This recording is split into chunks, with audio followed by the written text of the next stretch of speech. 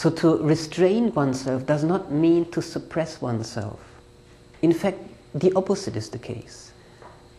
When we develop our ability to discern what is the right thing for me to do, for my physical health, for my mental health, for my spiritual health, and for the benefit of other people as well, when I develop that discernment and the ability to follow through on that discernment, that actually helps me to express my full human potential. So many qualities, so many abilities inside of me, I will be able to access and to cultivate with the ability to discern what's the right thing for me to do and what's not the right thing for me to do, and then to have the ability, the will, and the dedication towards my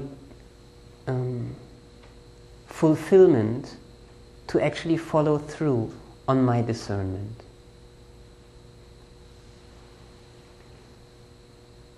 That is what self-restraint means. There's a beautiful story that I like very much, written by Rabindranath Tagore, that also illustrates the practice of self-restraint.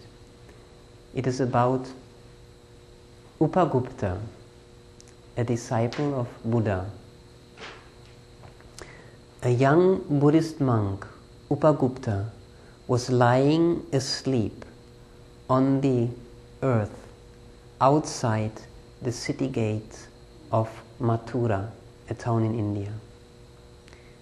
He was asleep, and suddenly someone's feet, tinkling with anklets, touched his chest, and he awoke, and he saw a woman's lamp shining down onto his face.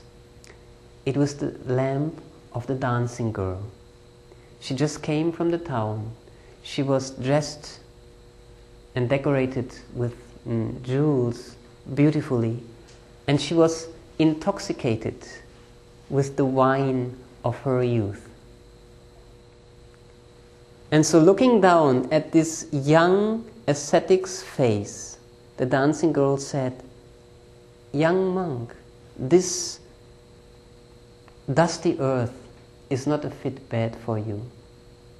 Please come to my home, come to my house." And Upagupta said, "Sister, please go on your way. When the time is ripe, I will come to visit you." Many months passed, and one day Upagupta was walking along the lonely streets of Mathura. The people of Mathura had gone out into the fields to celebrate the harvest festival. So he was walking on the lonely streets of Mathura, and as he came out of the city gate, he saw in the shadow of the city wall a woman lying. He went to the woman. She was lying there, obviously abandoned and cast out by the city dwellers. And her body was spotted with the sores of the black pestilence. So he sat next to her, put her head on his knee, took out some ointment, put balm on her wounds, and moistened her lips with some water that he had with him.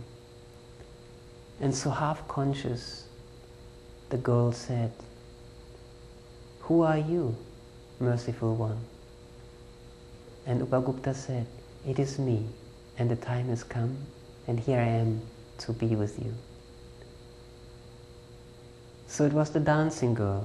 No? She was abandoned, discarded by the city people who previously just took pleasure in her, and now when she's suffering, they just abandoned her. Whereas Upagupta did just the opposite. At a time when it was not the right time for her to go with her, he said, "Go on your way. When the right time comes, I will be with you." And at the time where she needed love and compassion, then he was there for her. So I think I like this story very much. It illustrates the beauty and the deep meaning of self-restraint.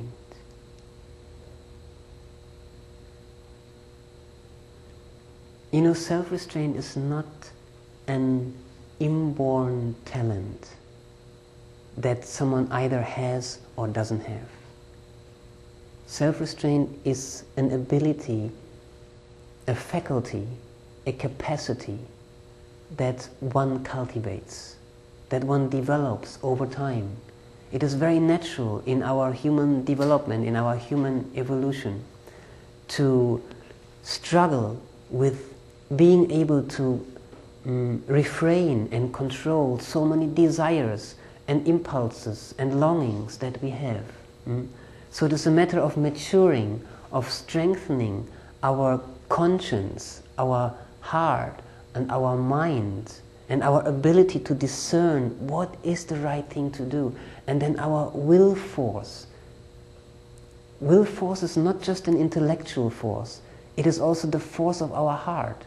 When our heart is dedicated to something, to noble values, or to benevolence, or to welfare, then that dedication, that heart, is will force. With that dedication, with that good heart, one is able to refrain from doing things that perhaps in the spare of the moment one would easily do if one would not be dedicated, committed to certain values, to welfare, to benevolence.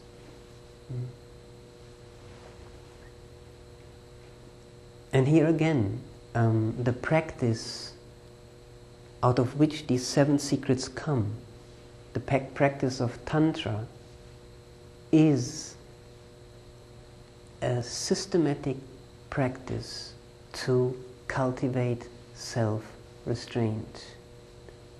So many exercises are part of Tantra: physical exercises, mental exercises, and spiritual exercises that help us to develop that capacity of self-restraint.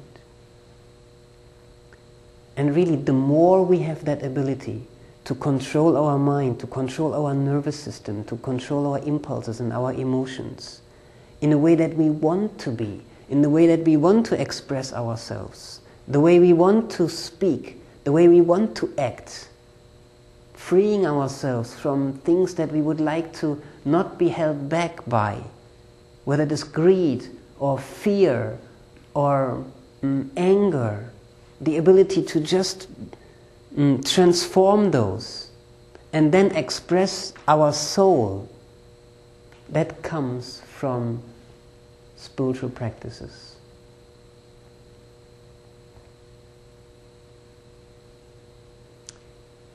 So this is the 5th secret of success: